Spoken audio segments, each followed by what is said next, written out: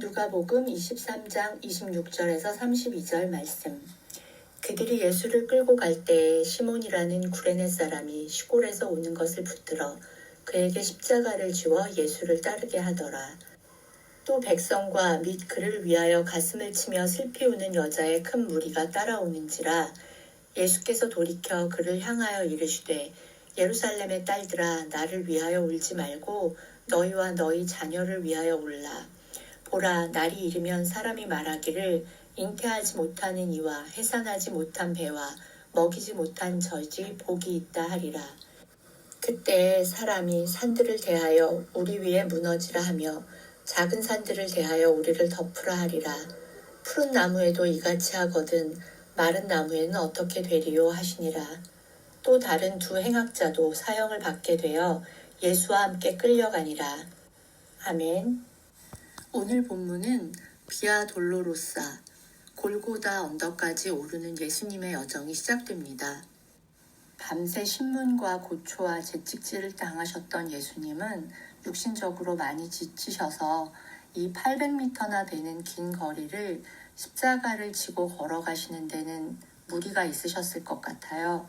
바로 그때 시몬이라는 구레네 사람을 붙들어서 그에게 십자가를 지게 한다는 본문이 나오는데요. 이 본문은 마태, 마가, 누가복음에 다 등장합니다.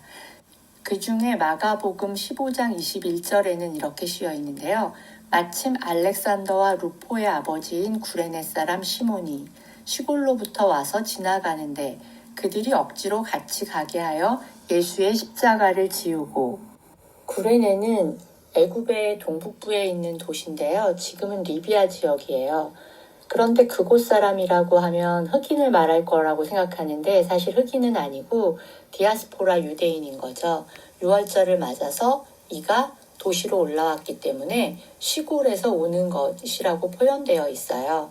그런데 예루살렘 출신도 아닌 이 디아스포라 유대인, 그리고도 아주 멀리 있는 아프리카 쪽에서 온 이 구레네 사람 시몬을 어떻게 알렉산더와 루포의 아버지라고 말하는 표현했던 걸까요? 아마도 이 십자가를 질 당시에 시몬은 그때는 기독교인이 아니었고 예수님을 믿지 않았더라도 나중에는 신실한 기독교인이 되었고 그 아들과 그 아내까지 교회를 잘 섬기는 그런 사람들이었던가 봐요. 그래서 바울도 잘 섬기고 대접했겠죠. 바울은 로마서 16장 13절에 주 안에서 택하심을 입은 루포와 그의 어머니에게 문안하라. 그의 어머니는 곧 내 어머니니라 라고 표현하고 있거든요. 시몬의 시작도 처음에는 수동적인 끌려와서 붙들려서 십자가를 지게 된 것이지만 나중에 그의 순종은, 그리고 그의 섬김은 그 스스로 선택한 순종이었을 것입니다. 우리 모두에게도 이 땅에서 맡겨진 어떤 영역들이 있잖아요. 가정, 학교, 일터, 사회, 그곳이 어디이든지 그곳에서 내가 최선을 다하며 지금을 살아내는 것, 그것이 십자가를 지고 예수님을 따르는 것은 아닐까요? 우리는 십자가라고 하면 굉장히 엄청난 고난이나 엄청 험난한 것, 피를 철철 흘리는 것이라고 생각할 때가 있는데 사실은 현실도 그렇게 만만하지는 않잖아요. 어쩌면 두더지 게임처럼 하나를 해결하고 나면 또 하나의 두더지가 머리를 내밀듯이 고통도, 고난도, 또 어려움도, 여러 가지 문제들도 우리의 현실 가운데 많이 있잖아요. 그렇지만 그 현실을 불평과 불만이 아닌 감사로 이겨내며 살아가는 삶, 저는 그 삶이 십자가를 지고 예수를 따르는 삶이라고 생각합니다. 어제 본문에서 예수를 십자가에 못 박겠다고 소리 질렀던 무리들과 달리 오늘은 그 예수님의 길을 따라가며 가슴을 치며 슬피 우는 여자들의 큰 무리가 따라온다고 쓰여 있거든요. 원문에는 여기서 슬피 우는으로 표현된 이 단어가 그냥 곡을 할 때 형식적으로 곡은 하는이라고 쓰여졌었대요. 그런데 저는 그렇게 보지 않거든요. 왜냐하면 당시에 예수님은 항상 가난하고 외롭고 연약하고 소외된 사람들에게 관심이 많으셨고 병자를 고치셨거든요.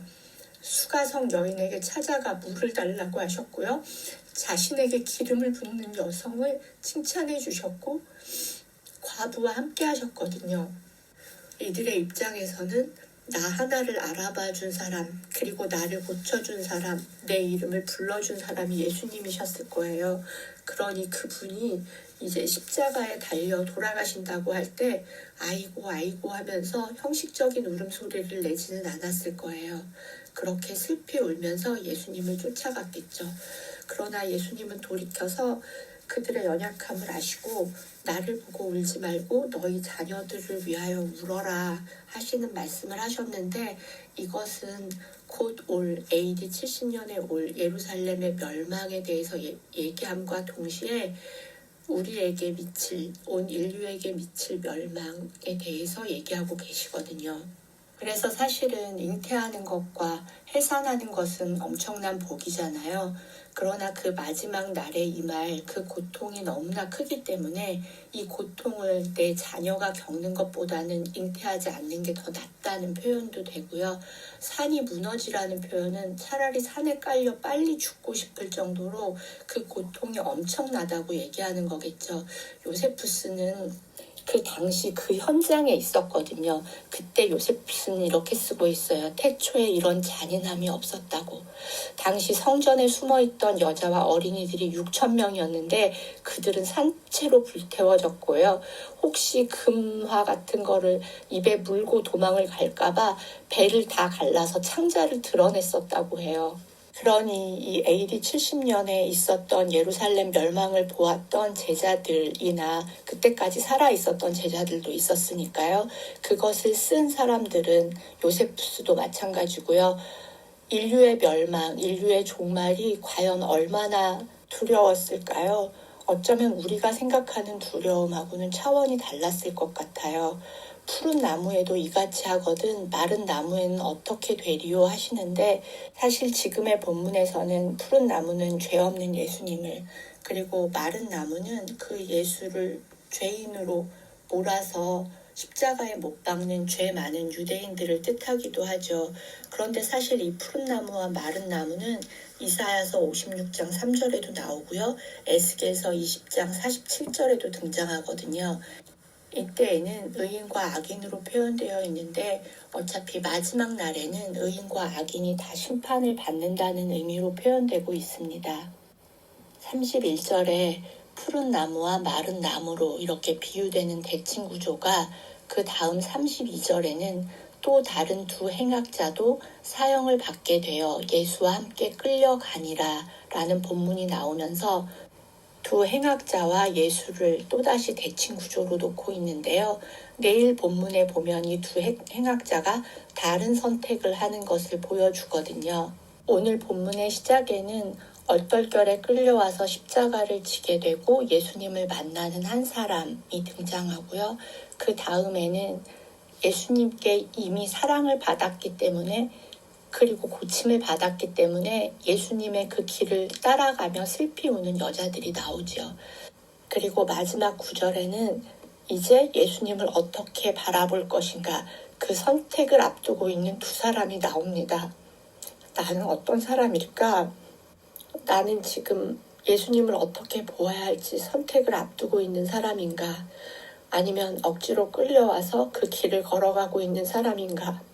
아니면 이미 예수님을 만났고 그에게 고침을 받았고 그래서 그것이 너무 감사해서 예수님의 그 길을 감사하면서 따라가는 사람인가? 오늘 저는 이 본문을 보면서 비아 돌로로사, 이 슬픔의 길, 고난의 길이요. 저도 물론 예루살렘에 가보지 못해서 그 길이 어떤 길인지 저도 몰라요. 그렇지만 성지 순례를 떠나서 그 14곳의 장소를 따라다니면서 예수님의 그 길을 따라 800m를 걸어가는 것이 저는 성지순례라고 생각하지 않습니다.